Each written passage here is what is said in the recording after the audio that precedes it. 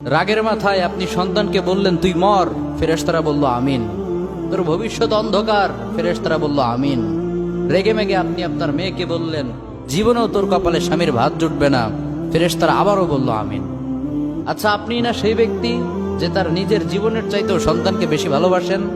আপনি না সেই ব্যক্তি যে তার সন্তানের জন্য হাসতে হাসতে নিজের জীবনটাও দিয়ে দিতে পারেন? আপনি না সেই ব্যক্তি যে আল্লাহর কাছে নিজের চাইতেও সন্তানের জন্য বেশি দোয়া করে? তাহলে কি করে নিজের হাতে নিজের সন্তানের এত বড় ক্ষতি করতে পারলেন? Doesn't make any sense. Common sense বলতে কিচ্ছু নাই আপনাদের? আপনারা কি জানেন না আপনাদের রাগের মাথায় বদদোয়া করাগুলো ফেরেশতারা আমিন বলে?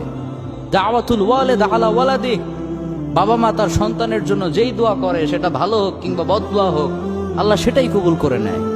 এজন্য খবরদার, নেভার কার্স ইউর চিলড্রেন। রাগের মাথায় কখনো সন্তানকে অভিশাপ করবেন না। খুব বেশি রাগ উঠে গেলে তার জন্য উল্টা